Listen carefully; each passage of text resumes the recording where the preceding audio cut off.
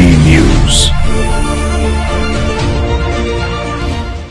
नमस्कार, मैं संतोष, आपका स्वागत है लोकतंत्र प्रहरी के 8 PM न्यूज में, जहां हम देखेंगे दुर्ग जिले समेत प्रदेश एवं देश विदेश की कुछ प्रमुख खबरें।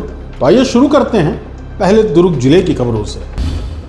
भारतीय जनता पार्टी पिछड़ा वर्ग मोर्चा द्वारा दुर्ग में आयोजित संभाग स्तरीय प्रबुद्ध जन सम्मान एवं कार्यकर्ता सम्मेलन सफलतापूर्वक संपन्न हो गया। सम्मेलन में भाजपा के वरिष्ठ नेताओं की मौजूदगी में विकसित भारत 2047, ओबीसी नेतृत्व और समाज समरसता जैसे विषयों पर विस्तार से चर्चा हुई तथा प्रबुद्ध जनों का सम्मान किया गया। भारतीय जनता पार्टी पिछड़ा वर्ग मोर्चा द्वारा दुर्ग में संभाग स्तरीय प्रबुद्ध जन सम्मान एवं कार्यकर्ता सम्मेलन सफलतापूर्वक आयोजित किया गया। चौहान इंपीरियल दुर्ग बाईपास रोड में आयोजित इस सम्मेलन में बड़ी संख्या में कार्यकर्ता, प्रबुद्ध जन और जन प्रतिनिधि शामिल हुए। कार्यक्रम में छत्तीसगढ़ विधानसभा अध्यक्ष डॉक्टर रमन सिंह, उप मुख्यमंत्री अरुण साव, कैबिनेट मंत्री ओपी चौधरी और उच्च शिक्षा मंत्री गजेंद्र यादव सहित कई वरिष्ठ नेताओं ने सहभागिता की। वक्ताओं ने प्रधानमंत्री नरेंद्र मोदी के सफल शासन के 12 वर्ष पूरे होने पर सरकार की उपलब्धियों और विकसित भारत 2047 के संकल्प पर अपने विचार रखे। सम्मेलन के दौरान विभिन्न क्षेत्रों में उल्लेखनीय योगदान देने वाले प्रबुद्ध जनों का सम्मान किया गया। नेताओं ने संगठन में ओबीसी समाज की भागीदारी, सामाजिक समरसता और समावेशी विकास पर विशेष जोर दिया। कार्यक्रम में कार्यकर्ताओं से संगठन को और अधिक मजबूत बनाने तथा केंद्र और राज्य सरकार की योजनाओं को जन जन तक पहुंचाने का आह्वान किया। सम्मेलन का समापन सभी अतिथियों के प्रति आभार व्यक्त करने और राष्ट्र निर्माण में सक्रिय भागीदारी के संकल्प के साथ हुआ। पिछड़ा वर्ग का संभाग का सम्मेलन हुआ, जिसमें समाज के प्रबुद्ध जन, उनका भी सम्मान हुआ और पिछड़ा वर्ग का ऑर्गेनाइजेशन हमारा जो दूर संभाग का है, जिसके प्रदेश के अध्यक्ष अशोक साहू जी हैं, और ये पूरा आयोजन जिसमें आज दिख रहा था कि जितनी क्षमता 1400 चेयर जितना लगाए थे, उससे बाहर ही उतने लोग खड़े दिख रहे थे और उपस्थिति भी डिप्टी सीएम से लेकर मंत्रीगण, विधायकगण और सारे सीनियर जनप्रतिनिधि भी आए थे।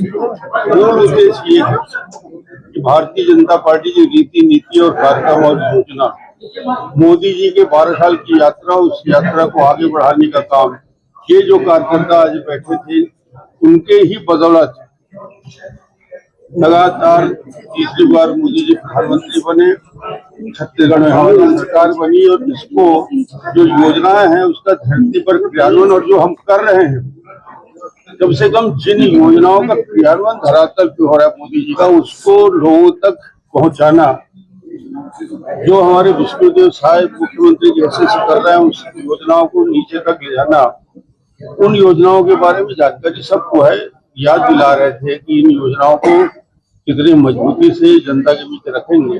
आज ओबीसी मोर्चा के द्वारा प्रबुद्ध वर्ग का सम्मान कार्यक्रम दुर्ग संभाग की दृष्टि से किया गया था। पूरा सफलतम कार्यक्रम रहा, आप सभी देख रहे हैं। जो हमारे ओबीसी मोर्चा के प्रदेश अध्यक्ष हैं अशोक साहू, उनकी पूरी टीम के द्वारा प्रयास किया गया था, जिसमें हमारे सभी सम्मानीय अतिथि उपस्थित हुए। प्रबुद्ध वर्ग का सम्मान किया गया। ओबीसी वर्ग निश्चित रूप से देश की दृष्टि से, प्रदेश की दृष्टि से अत्यंत महत्वपूर्ण है।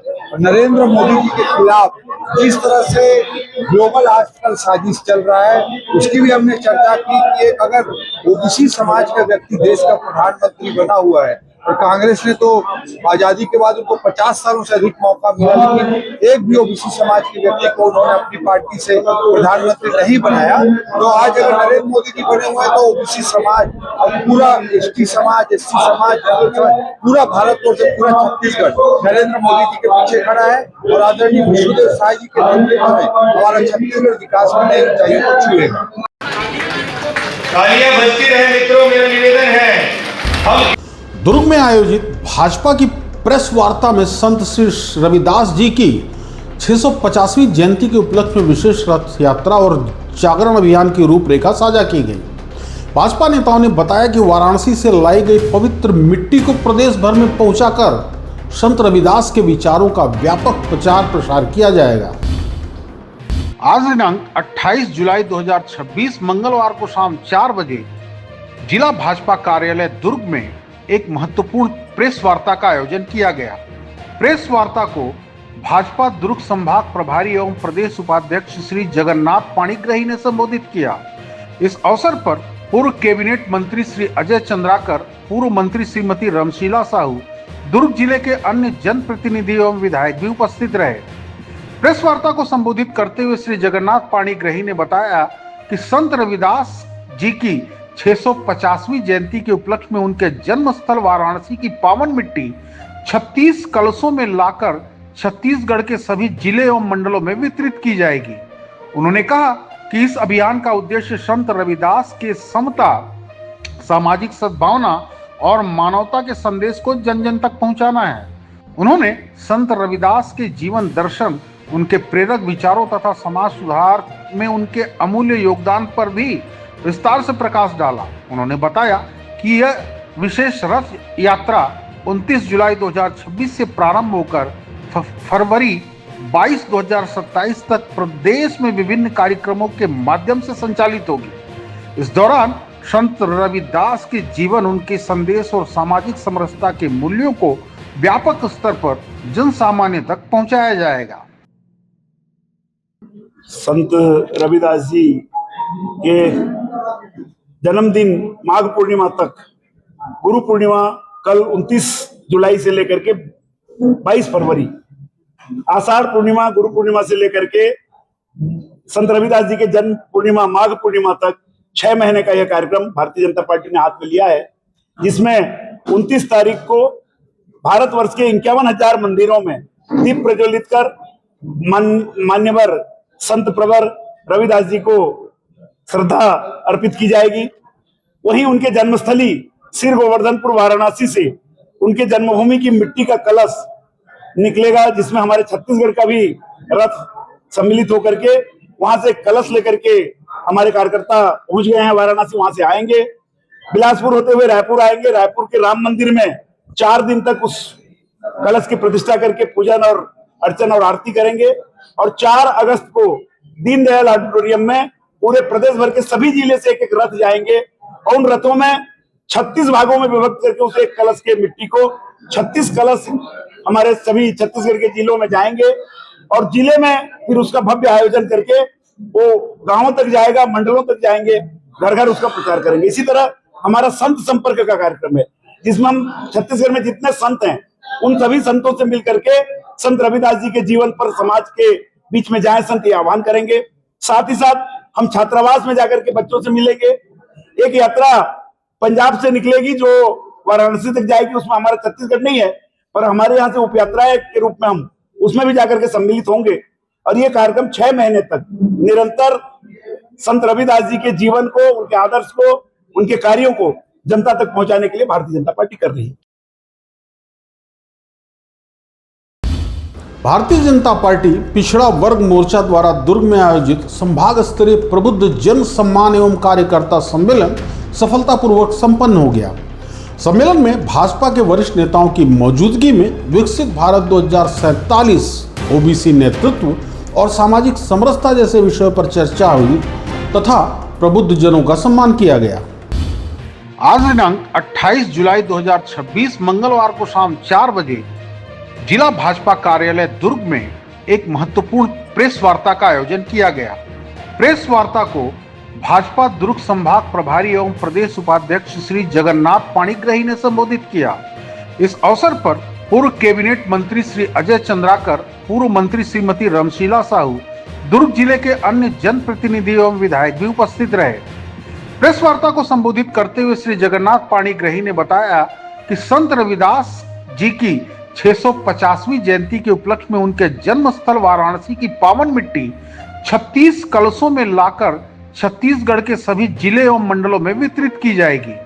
उन्होंने कहा कि इस अभियान का उद्देश्य संत रविदास के समता, सामाजिक सद्भावना और मानवता के संदेश को जन जन तक पहुंचाना है। उन्होंने संत रविदास के जीवन दर्शन, उनके प्रेरक विचारों तथा समाज सुधार में उनके अमूल्य योगदान पर भी विस्तार से प्रकाश डाला। उन्होंने बताया कि यह विशेष रथ यात्रा 29 जुलाई 2026 से प्रारंभ होकर फरवरी 22 2027 तक प्रदेश में विभिन्न कार्यक्रमों के माध्यम से संचालित होगी। इस दौरान संत रविदास के जीवन, उनके संदेश और सामाजिक समरसता के मूल्यों को व्यापक स्तर पर जन सामान्य तक पहुंचाया जाएगा।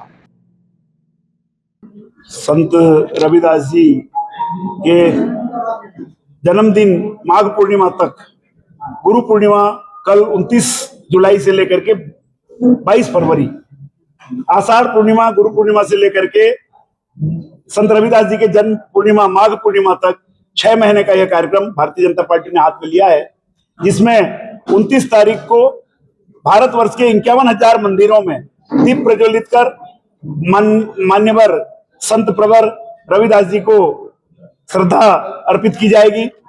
वहीं उनके जन्मस्थली सिर गोवर्धनपुर वाराणसी से उनके जन्मभूमि की मिट्टी का कलश निकलेगा, जिसमें हमारे छत्तीसगढ़ का भी रथ सम्मिलित होकर के वहां से कलश लेकर के हमारे कार्यकर्ता पहुंच गए हैं वाराणसी, वहां से आएंगे।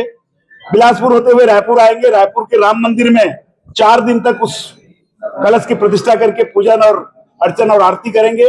और 4 अगस्त को दीनदयाल ऑडिटोरियम में पूरे प्रदेश भर के सभी जिले से एक रथ जाएंगे और उन रथों में 36 भागों में विभक्त करके उस एक कलश के मिट्टी को 36 कलश हमारे सभी छत्तीसगढ़ के जिलों में जाएंगे और जिले में फिर उसका भव्य आयोजन करके वो गांवों तक जाएगा, मंडलों तक जाएंगे, घर घर उसका प्रचार करेंगे। इसी तरह हमारा संत संपर्क का कार्यक्रम है, जिसमें हम छत्तीसगढ़ में जितने संत हैं उन सभी संतों से मिलकर के संत रविदास जी के जीवन पर समाज के बीच में जाए संत, ये आह्वान करेंगे। साथ ही साथ हम छात्रावास में जाकर के बच्चों से मिलेंगे। एक यात्रा पंजाब से निकलेगी जो वाराणसी तक जाएगी, उसमें हमारा छत्तीसगढ़ नहीं है, पर हमारे यहाँ से उप यात्रा के रूप में हम उसमें भी जाकर के सम्मिलित होंगे। और ये कार्यक्रम 6 महीने तक निरंतर संत रविदास जी के जीवन को, उनके आदर्श को, उनके कार्यों को जनता तक पहुंचाने के लिए भारतीय जनता पार्टी कर रही है। भिलाई के हुड़को स्थित श्री गजानन महाराज मंदिर में 29 जुलाई को हिंदू जन जागृति समिति की ओर से गुरु पूर्णिमा महोत्सव आयोजित किया जाएगा। आयोजकों के अनुसार कार्यक्रम में धर्म, साधना, संस्कृति, संरक्षण और राष्ट्र हित से जुड़े विषयों पर विशेष मार्गदर्शन के साथ विभिन्न प्रदर्शनी भी लगाई जाएगी।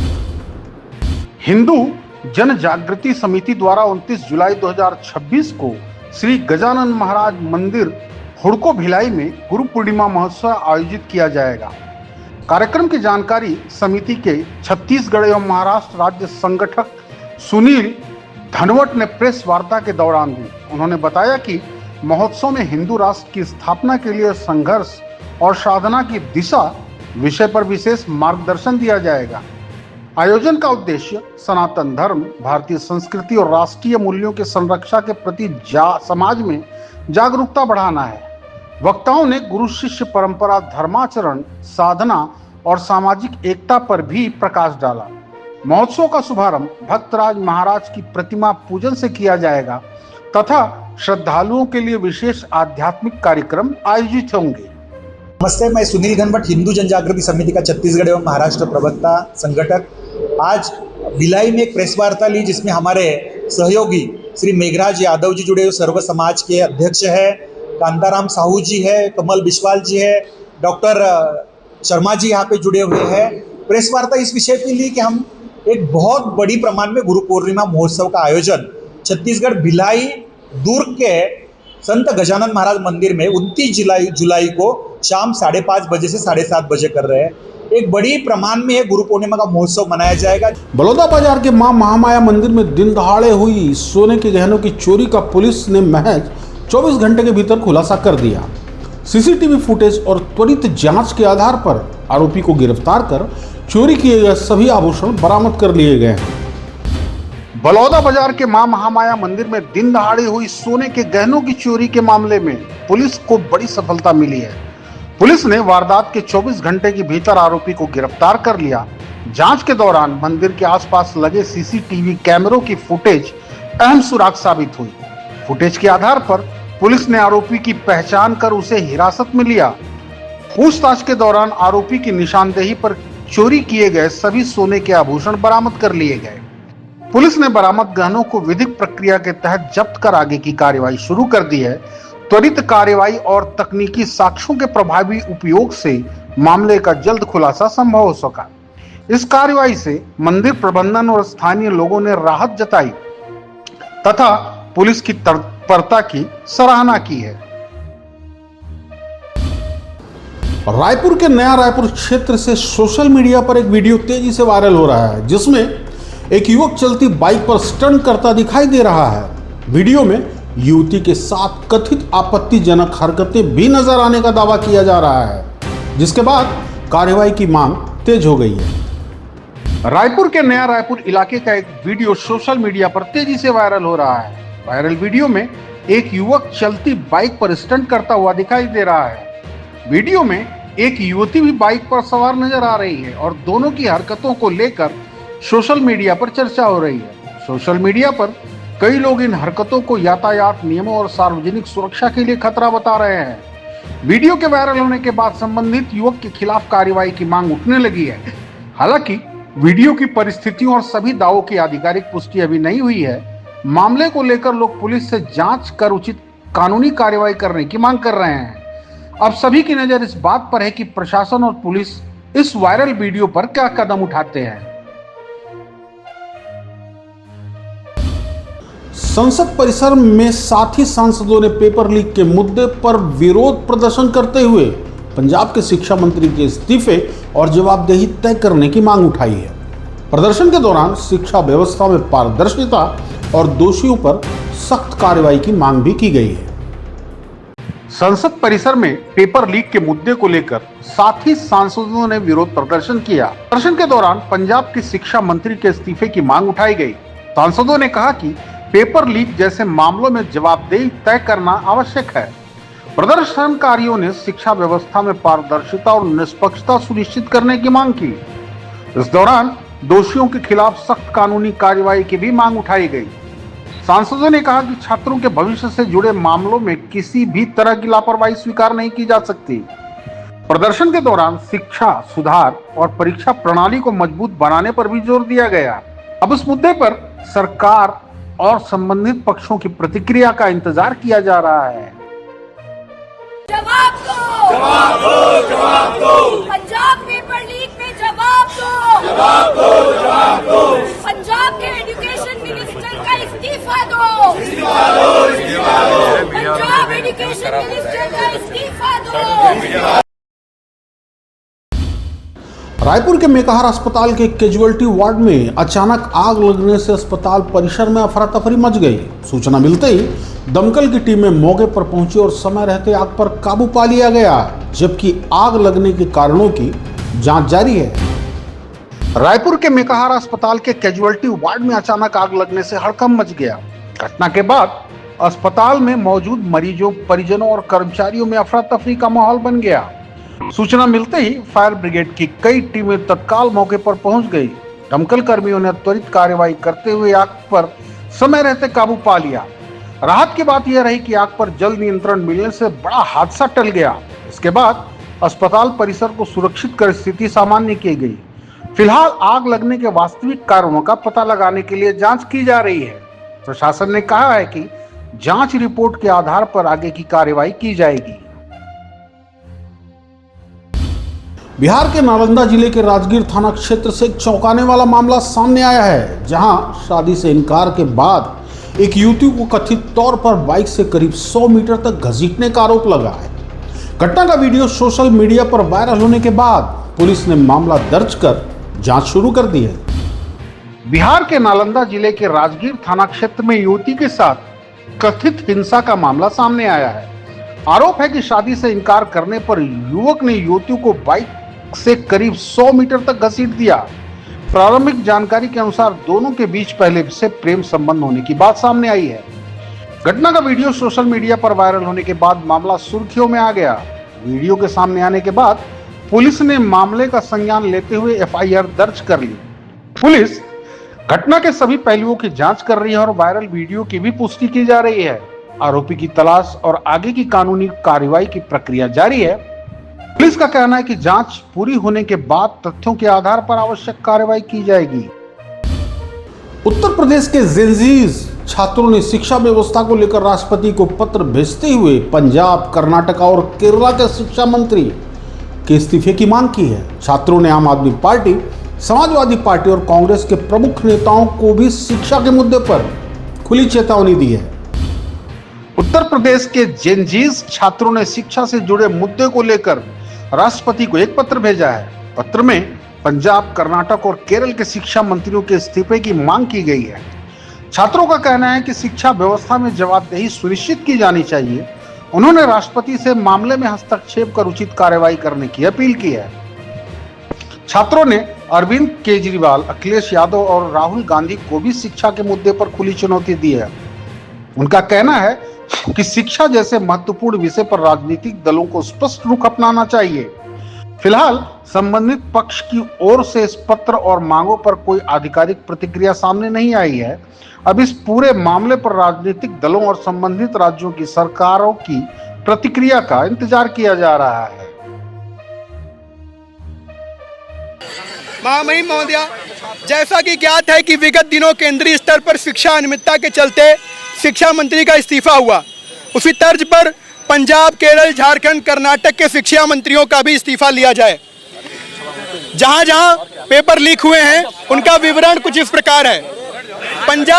पंजाब पीपीएससी कृषि विकास अधिकारी एडीओ भर्ती परीक्षा 2024, PSSB ग्रुप बी भर्ती परीक्षा 2023, फार्मेसी ऑफिसर भर्ती परीक्षा 2026, PSTET Punjab state teacher eligibility test 2023, PSEB कक्षा 12 अंग्रेजी बोर्ड परीक्षा 2023। केरल PSC 2020 से 23 तक लगातार जितनी भी परीक्षाएं वहां पर आयोजित हुई उन सब में अनियमितताएं देखने को मिली।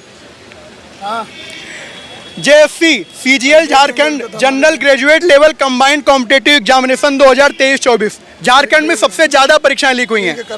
JPSC combined civil services preliminary examination 2024, JEEE Jharkhand excise constable recruitment JEEE 2023 परीक्षा। कर्नाटक KPSC वेटरनिटी ऑफिसर भर्ती अनियमितता। अतः हम आपसे विनम्र आग्रह करते हैं कि परीक्षा शिक्षा अनियमितताओं के इन गंभीर आरोपों के दृष्टिगत पंजाब, केरल, झारखंड, कर्नाटक के शिक्षा मंत्रियों का भी इस्तीफा लिया जाए।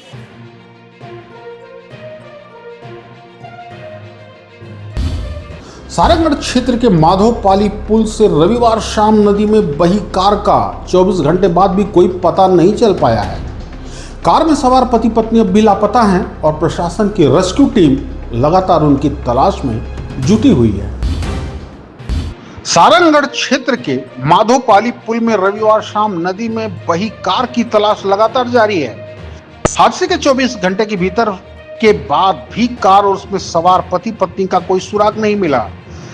प्रशासन और रेस्क्यू टीम नदी में लगातार सर्च ऑपरेशन चला रही है। तेज बहाव और नदी की परिस्थितियां राहत एवं बचाव कार्य में बड़ी चुनौती बनी हुई है। मौके पर स्थानीय प्रशासन और संबंधित विभाग स्थिति पर लगातार नजर बनाए हुए हैं। परिजन घटनास्थल पर मौजूद हैं और किसी सकारात्मक खबर का इंतजार कर रहे हैं। रेस्क्यू टीम नदी के विभिन्न हिस्सों में कार और लापता दंपत्ति की तलाश कर रही है। फिलहाल सर्च ऑपरेशन जारी और प्रशासन ने लोगों से अफवाह से बचने तथा आधिकारिक जानकारी पर ही भरोसा करने की अपील की है। बंदापाली गांव जो कि लातनाला ब्रिज के पास है, वहां पर कल शाम को सूचना आई थी कि एक गाड़ी तेज बहाव के कारण पानी में बह गई है। इस संबंध में स्थानीय जो दल हैं उनकी खोजबीन में लगे हुए थे और हमने कार्य को तेज़ी करने के लिए रायगढ़ और बिलासपुर से भी SDRF की टीम को बुलाया है और जल्द ही इस गाड़ी को ट्रेस कर लिया जाएगा और बाहर निकाल लिया जाएगा। आज की खबरों में बस इतना ही। आप देखते रहिए लोकतंत्र प्रहरी। मुझे दीजिए इजाजत। नमस्कार।